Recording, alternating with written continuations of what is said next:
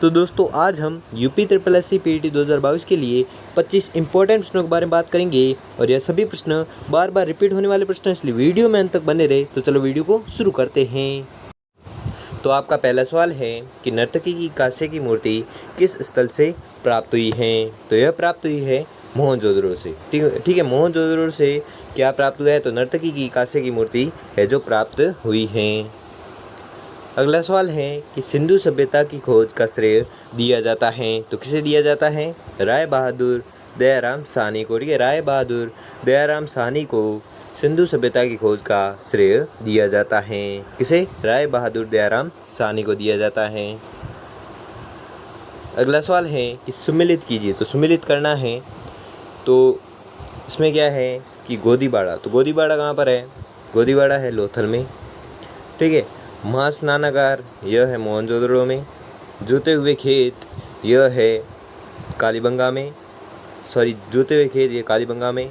और श्रमिक आवास, तो श्रमिक आवास है हड़प्पा में। ठीक है, तो ये आपकी मिलान हुई और इसलिए आपका सही जवाब होगा ऑप्शन नंबर 4। ठीक है, ऑप्शन नंबर 4 आपका राइट आंसर हो जाएगा। तो आपस से बता देता हूँ, देखो अ में डी आंसर है, जैसे गोदीबाड़ा है जिसमें लोथल। ठीक है, गोदीबाड़ा कहाँ पर है? लोथल में।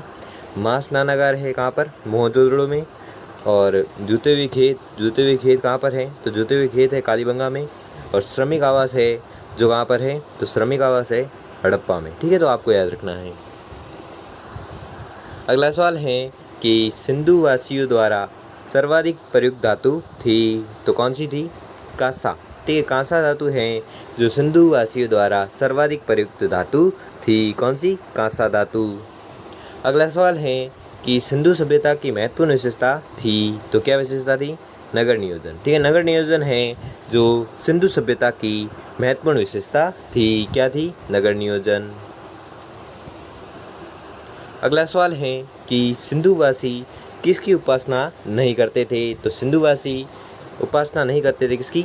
विष्णु की। ठीक है, विष्णु की उपासना नहीं करते थे। कौन? सिंधुवासी। ठीक है, तो आपको याद रखना है। अगला सवाल है कि सैंधववासी किस धातु से अपरिचित थे? तो वह थे लोहा धातु से। ठीक है, लोहा धातु से अपरिचित थे। कौन? सैंधववासी। ठीक है, सैंधववासी है जो लोहा धातु से अपरिचित थे। अगला सवाल है कि सिंधु घाटी के लोग किस वस्तु का सर्वाधिक आयात करते थे? तो यह आयात करते थे धातु एवं बहुमूल्य रत्न का। ठीक है, धातु एवं बहुमूल्य रत्न का सर्वाधिक आयात करते थे। कौन? सिंधु घाटी के लोग। ठीक है, सिंधु घाटी के लोग है जो धातु एवं बहुमूल्य रत्न का सर्वाधिक आयात है जो करते थे। अगला सवाल है कि सिंधु घाटी के लोग कपड़ा इस्तेमाल करते थे और इस बात का प्रमाण किस स्थान से मिलता है? तो इस बात का प्रमाण मिलता है मोहनजोदड़ो से। ठीक है, मोहनजोदड़ो से प्रमाण मिलता है कि सिंधु घाटी के लोग कपड़ा इस्तेमाल करते थे। और इस बात का प्रमाण किस स्थान से मिलता है? तो आपको याद रखना है, यह मिलता है मोहनजोदड़ो से। ठीक है, अगला सवाल है कि धान की खेती के प्रमाण या चिन्ह कहाँ से प्राप्त हुए हैं? तो यह प्राप्त हुए हैं लोथल एवं रंगपुर से। ठीक है, लोथल एवं रंगपुर से धान की खेती के प्रमाण या चिन्ह प्राप्त हुए हैं। कहाँ से प्राप्त हुए? लोथल एवं रंगपुर से। लोथल एवं रंगपुर से प्राप्त हुए हैं।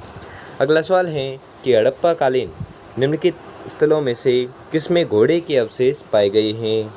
तो घोड़े के अवशेष पाए गए हैं सूरकोटड़ा से। ठीक है, सूरकोटड़ा से घोड़े के अवशेष है जो पाए गए हैं। कहाँ से पाए गए हैं? सूरकोटड़ा से।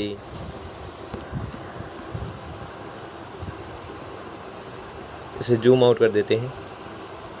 ठीक है, सूची 1 को सूची 2 में सम्मिलित कीजिए तथा सूचियों के नीचे दिए गए कूट से सही उत्तर दीजिए। तो सही उत्तर का चयन करना है। तो सही उत्तर होगा हड़प्पा कर्मचारियों के निवास, लोथल है जो गोदी, और कालीबंगा है जो जो है वह है जूता हुआ खेत, और मोहनजोदड़ो जिसे प्राप्त हुई है नर्तकी की आकृति। क्या है वापस से देख लेते हैं।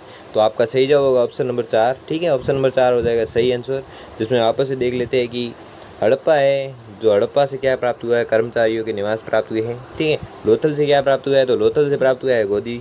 ठीक है, कालीबंगा से क्या प्राप्त हुआ है? जूता हुआ खेत प्राप्त हुआ है। ठीक है, मोहनजोदड़ो से क्या प्राप्त हुआ है? तो मोहनजोदड़ो से प्राप्त हुआ है नर्तकी की आकृति। ठीक है, तो आपको याद रखना है और आपका सही जवाब होगा ऑप्शन नंबर 4। अगला सवाल है कि निम्नलिखित में से मोहनजोदड़ो जाने वाला पहला व्यक्ति कौन था? तो मोहनजोदड़ो जाने वाला पहला व्यक्ति था राखलदास बनर्जी। ठीक है, राखलदास बनर्जी है जो मोहनजोदड़ो जाने वाला पहला व्यक्ति था। कौन था? राखलदास बनर्जी। अगला सवाल है कि हड़प्पा काल की एक अत्यंत उन्नत जल प्रबंधन व्यवस्था निम्नलिखित में से किस स्थान की खुदाई से प्राप्त हुई है? तो यह प्राप्त हुई है धोलावीरा। ठीक है, धोलावीरा से वापस से प्रश्न करते हैं कि हड़प्पा काल की एक अत्यंत उन्नत जल प्रबंध व्यवस्था निम्नलिखित में से किस स्थान से प्राप्त हुई है? निम्नलिखित में से किस स्थान की खुदाई से प्राप्त हुई है? तो यह प्राप्त हुई है धोलावीरा। ठीक है, तो धोलावीरा से क्या प्राप्त हुआ है?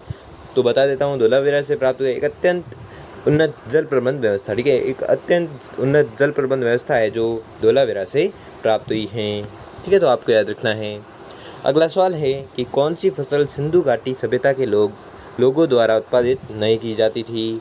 तो वह थी दालें। ठीक है, दालें हैं जो सिंधु घाटी सभ्यता के लोगों द्वारा उत्पादित नहीं की जाती थी। क्या नहीं की जाती थी? दालें।